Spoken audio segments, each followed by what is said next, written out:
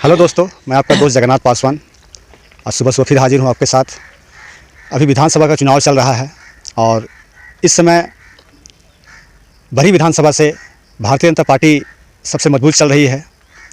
और मैं पदमा प्रखंड में हूँ अभी, और पदमा प्रखंड के पदमा पंचायत के पूर्व मुखिया पति जितेंद्र प्रसाद मेहता जी आज मिल गए हैं, तो मैं कुछ बातें उनसे करूँगा और इस विधानसभा में अपनी पार्टी के बारे में क्या वो राय रखते हैं ये मैं जानने की कोशिश करूंगा और आप तक ये वो बात पहुंचाने की कोशिश करूंगा।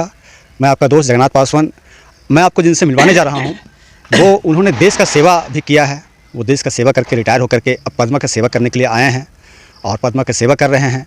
पिछले 5 साल लगातार उन्होंने पदमा का सेवा किया है और अगर उनको विधायक जी का साथ मिल जाता है, अगर उनकी पार्टी जीत जाती है तो वो और मजबूत हो जाएंगे और पदमा का सेवा अच्छी तरीक़े से करेंगे। ये आम जनता का सोच है और यही प्रश्न करने के लिए मैं आज आया हूं और मैं उनको आपसे मिलवाता हूं। ये है जितेंद्र प्रसाद मेहता जी। आपकी पार्टी भारतीय जनता पार्टी से प्रत्याशी हैं मनोज कुमार यादव जी।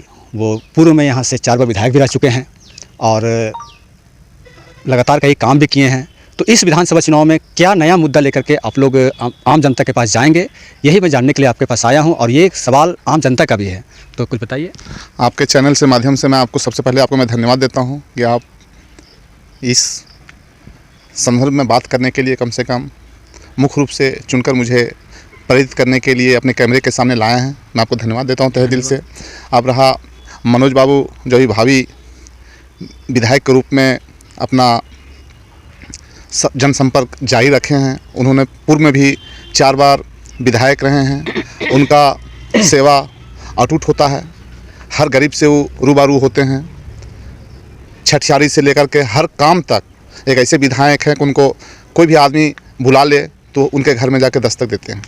विधायक जी हमेशा प्रशासनिक हो, मेडिकल लाइन हो, एजुकेशन लाइन हो, हर क्षेत्र में किसी भी गरीब बच्चा को, गरीब परिवार को मदद किए हैं। और आज हमारी सरकार या हमारे विधायक जीतते हैं तो उसी रूप से हम लोग पदमा प्रखंड की जनता का सेवा करेंगे। किस तरह से गरीबों को मदद किए हैं, हर क्षेत्र में बढ़ चढ़ के मैंने मेरी वाइफ मुखिया रही हैं श्रीमती मंजू देवी, मैं तो उनका नेतृत्व किया हूँ जगह जगह पे मौका मिला है तो, लेकिन मुखिया तो मेरी वाइफ मंजू देवी ही रहे हैं। मैं उन्हीं के मार्गदर्शक पर दिशा पे चला हूं और हर गरीब को मैंने मदद करने का प्रयास किया।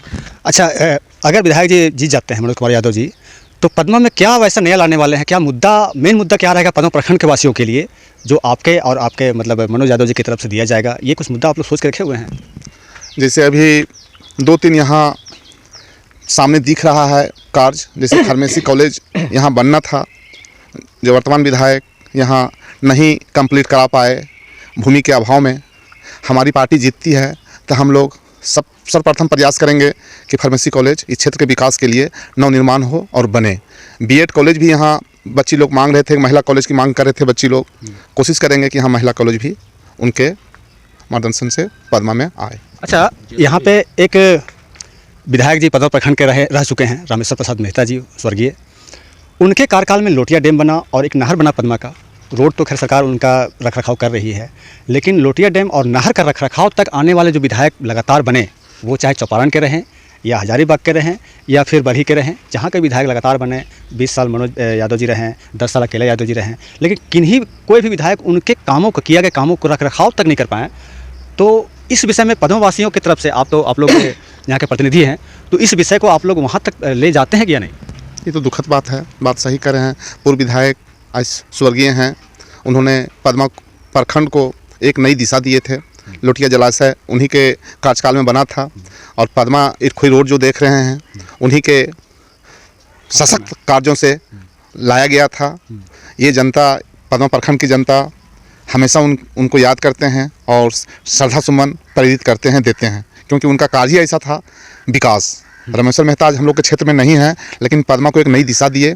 अब रहा जर्जर स्थिति हो गया है लोटिया डैम का, तो हम लोग अपने सांसद महोदय जो भी वर्तमान पद पर हैं उन्हें हम लोग अवगत कराए हैं और बहुत जल्द लग रहा है कि फिर से जीर्णोद्वार होगी और हम लोग बढ़ चढ़ करके इसमें काम। और पदमा बाद में जो नहर है, इस पर आप लोग को नहर का कुछ ज़मीन जो है अतिक्रमण हो चुका है।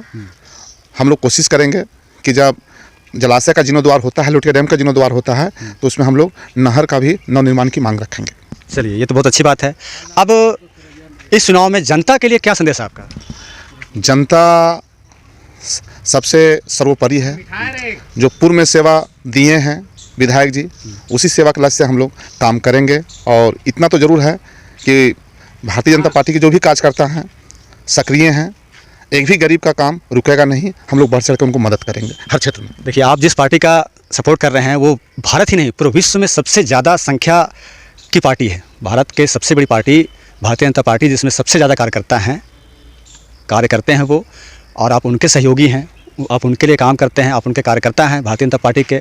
तो पदों वासियों को अगर विधायक जी मिलते हैं तो कुछ वैसा काम भी मिल रहा है जो अभी आपने बताया कि एक मेडिकल कॉलेज और एक लड़कियों के लिए कॉलेज।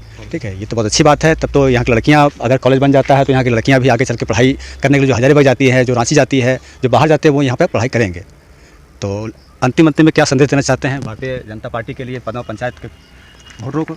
मैं सभी माता बहनों, पिता तुल्य बुजुर्ग से, नवयुवक से मैं प्रार्थना करूंगा कि मनोज भैया को जो कमल फूल का निशान है, उन पर अपना मत दे करके उन्हें जिताने का काम करें।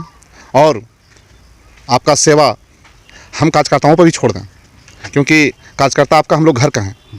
मनोज भैया थोड़ा दूर का हो सकते हैं भी, लेकिन आपका एक एक दुख उनके सामने हम लोग लेकर के ले जाएंगे और आपका काम हर हाल में कराएंगे, चाहे जैसा भी हो, लेकिन काम कराएंगे।